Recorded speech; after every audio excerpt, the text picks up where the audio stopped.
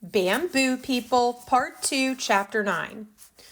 Rime stoops to grab the bamboo poles on one end of the stretcher, and I bend to take hold of the other end. 1, 2, 3, Nyame calls, and we lift on 3, somehow keeping the stretcher fairly flat.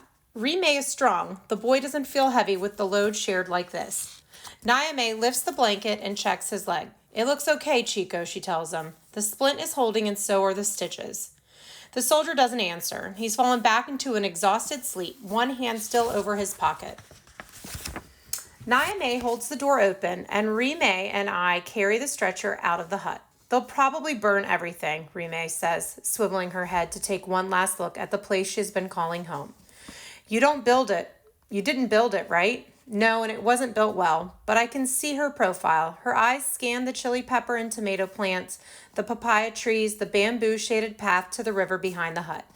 The old man comes out last and bolts the door. I can't believe what he's carrying along with his pack. It's an assault rifle, and he's got ammunition slung across his chest. Plenty of it. I'd clap my hands if I weren't holding the stretcher. I'm ready to fight to the death to defend him and the girls, but it's good to know I'll have some backup. The grandfather trots nimbly through the hidden mines to where we're waiting. There's a right time for everything, my boy, he says, noticing my close look at the rifle. A Karenni man must decide for himself when to kill. It's almost exactly what Pei told me. Did schools used to teach sayings like that in the old days? We get on our way. It helps that both Rime and I know the trail well. After an hour or so, we're moving like one unit, our steps keeping perfect time. Her braid swishes in front of me like Mango's tail. Marching, marching, marching, never slowing, never stopping. Biting flies buzz around our heads, branches snap beneath our feet, the endless crackle of leaves. Shadows shorten and then lengthen as the sun moves overhead. Nyame is carrying a heavy pack, but she's managing to keep up. When the trail widens, she walks beside the boy to keep an eye on him. Even the old man is moving at a quick pace, bringing up the rear. I'm glad he's back there with his rifle. The soldier, although jostled with our steps, is still fast asleep. Soon, though, Nyame tells us he's burning with fever. She takes off his glasses and places a wet cloth on his eyes. I'll hold the specs, I say, and she tucks them into my pocket.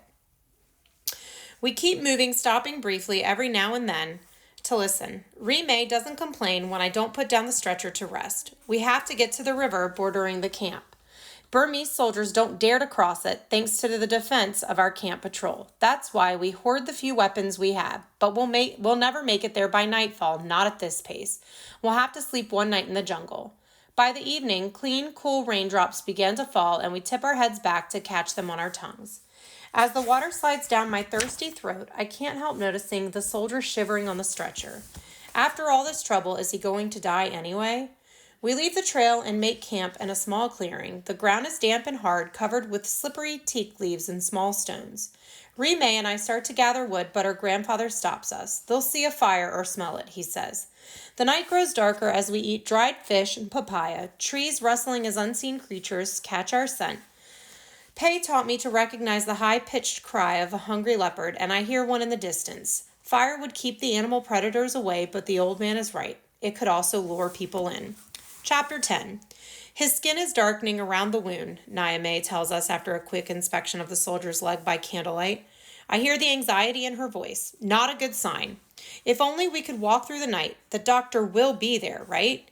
She was in camp when we left, I say. We should get there tomorrow afternoon if we keep up this pace. Get some sleep, sister, Rime says. If he takes a turn for the worse, I'll wake you. The grandfather is already asleep, one hand gripping the rifle even as he snores. I sit between Rime and the sleeping soldier. You should rest, Ture, she says. I'll be fine. This girl has lost a lot too, like Sare, and she's tough. I like talking to her. Can't sleep, I say. Why not? Memories. But I guess we all have some, at least those of us who haven't grown up inside a prison. Prison? Camp feels like a prison to me. Some people our age have spent their whole lives there. They're forgetting our homeland, our country. Can you blame them? Camp life is all they know. You're right, but it's still hard. I hope we're not losing our desire to fight. We're getting soft, I tell you. We do stupid things, like bringing this boy along. In the moonlight, I see the chin lift that runs in the family. My grandfather's not soft, she says. He's fought hard to help our people. He's a hero.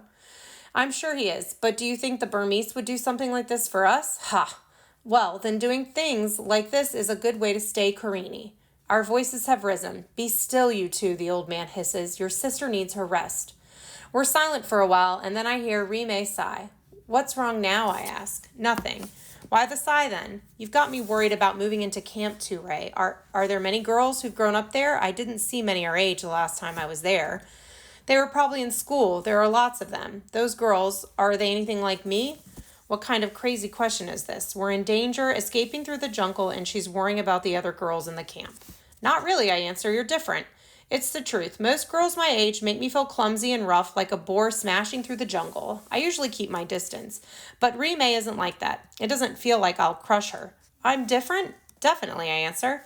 That's what happens when you grow up without a mother, she says, and I hear a new wistfulness in her voice. No, I say, mad at myself for not making it clearer. That's not it. Well, then why am I different?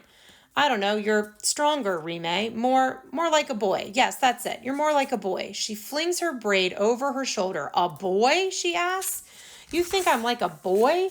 Somewhere in the conversation, I've made a terrible mistake. No, not like a boy at all. I mean, it's too hard to explain. Granddaughter. It's the old man, and I realize our voices have gotten louder again. Come and rest. Ray can watch alone.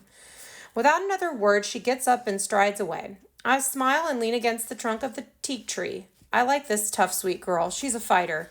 For the first time in a long time, the night isn't full of angry memories. Instead, I daydream myself into the future. A 20-year-old Ray is building a strong hut shaded by a bamboo grove, planting rice paddies, fishing on a bridge. And wait, who's that? There she is, a girl with a glossy black braid and warm brown eyes, planting a chili pepper bush beside the hut. She's probably trying to boss that future me around, but I think he likes it. Chapter 11. The ground shakes me awake. I've fallen into such a deep sleep that I have no idea where I am. Leaping to my feet, I glance around in a daze. Another tremor makes the earth move and the trees quiver, and another. The girls and their grandfathers are up almost as quickly as I am, the old man with his rifle leveled and ready. Elephant, he shouts. Get behind the tree. Bring the boy. Rime and I race to the stretcher. The soldier moans as we lift him, but doesn't wake. His bandages are drenched with blood, and his leg below the knee is oozing with pus and looks twice as large as normal. Niamey throws it a worried look as we lug him behind the biggest teak tree where she and the old man are already hiding. Again, the earth trembles under our feet, but this time it doesn't stop. A wild, booming call echoes through the jungle, and then we see him, an enraged bull elephant, blood pouring from a gash across his leg. He tosses his huge head from side to side, bellowing. He's headed straight for our tree.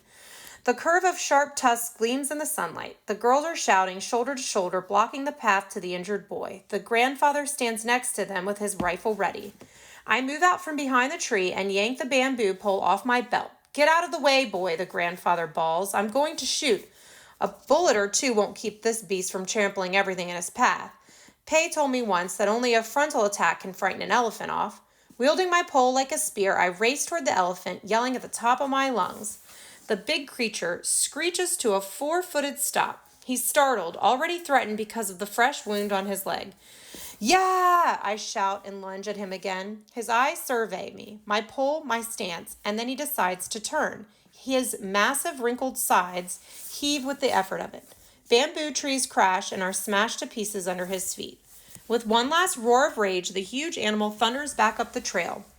We're breathing heavily, sweat pouring down every face, except the soldier. He's missed the whole episode, muttering in his sleep, that one hand still protecting his pocket as though his heart itself were in there.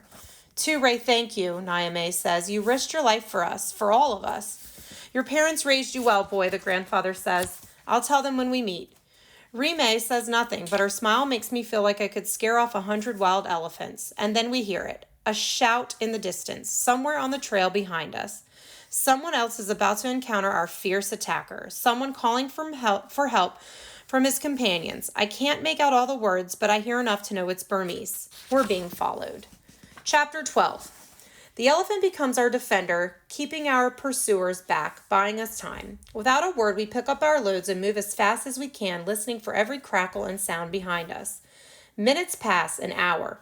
We keep moving. We're getting closer to camp and they haven't caught up yet. Maybe we'll make it. We manage to stay together until the trail narrows and starts cutting back and forth downhill. The way leading to the river is overgrown with underbrush. The camp leaders like to keep it that way as an extra defense. It's hard to maneuver the stretcher now, and Niamey and the old man pull ahead. Again we hear it, a shout. This time the Burmese words aimed at us are loud and clear. Stop or we'll shoot. We move even faster. A bullet flies in our direction through the trees, followed by another. They're gaining ground. A third bullet smashes into the trunk of a tree close to the grandfather's shoulder. Run ahead, I call to him, and Niamey warn the patrol. Niamey takes one last look at his sister's face and disappears into the brush, but the old man turns and comes towards me. He slings his rifle over my shoulder. It's loaded, he tells me, and then he's broadening the path for us as he goes, tearing away as much of the growth as possible with his hard old hands. Remay's doing her best to pull the stretcher through the overhanging vines and prickly undergrowth. I'm pushing and trying to keep it level. We're so close to the river, it's only a few hundred yards away, but bullets are slicing by us. I'm hoping the old man and Niamey can rouse the defense in time. A bullet grazes Remay's arm, bringing blood, but she doesn't slow down or even flinch. More yells, more shouts. Let them miss, I pray. We enter a patch of thick foliage where for a minute or two bullets can't get near us. Go, run, I tell her. I'm not leaving you here, she says, throwing a quick, desperate glance over her shoulder. It's quiet back there. Too quiet. They must be reloading. You have to. No. I don't know how to make her go. The stretcher's slowing us down, I say. Put him on my back. Somehow she hoists him up, dropping everything except my bamboo pole, my canteen, and the rifle. I trot down the trail with the soldier draped across me. I can't risk speeding up to a run. We might fall, and then I'm dead for sure. With Remay ahead of me, we reach the last set of switchbacks before the river. Bam! They're firing again, and she ducks to miss a ricocheting bullet. Go get help, I shout, trying to sound as commanding as Pei. Now! Amazingly, it works, because she speeds up and races downhill like a deer. Now it's just me and this soldier again. The sharp curves in the trail are making it hard for our pursuers to aim, and they don't want to shoot the soldier by mistake. But I'm running out of time before they're right on my heels. The one in the lead is only about 4 switchbacks behind me now. The trail makes another sharp turn. Just ahead, the river sparkles through the trees. It's wide but shallow, and I spot Remay's small shape sprinting across the near shore. The camp is just across the river. She's almost safe. Where are our defenders? Why aren't they coming? I could leave the soldier here. He's probably dying anyway, his leg infected and swollen, fever raging through his body. I might make it to camp before they shoot me. I'm a fast runner. I glance at his face. No, I can't drop the boy now. Not here. Not when we've come so far. I need to buy some time. Lowering his body to the ground, I race back uphill around 2 switchbacks. At the third bend, I lift the rifle, brace it against my shoulder, and wait. In less than a minute, a flash of forest green uniform moves through the leaves, followed by several others. They're not using the trail. They've decided to shoot from the jungle, where they'll be better camouflaged this close to camp. Before they get too close and realize I'm alone, I start firing. I send off a semicircle of bullets into the leaves, then I race to the second switchback and shoot off a volley from there. Reaching the place where I've left the boy, I shoot from there too. I want them to think a dozen Karenni warriors are attacking them. Then I sling the rifle across my shoulder, pick the boy up in my arms, and stagger down the hill to the river.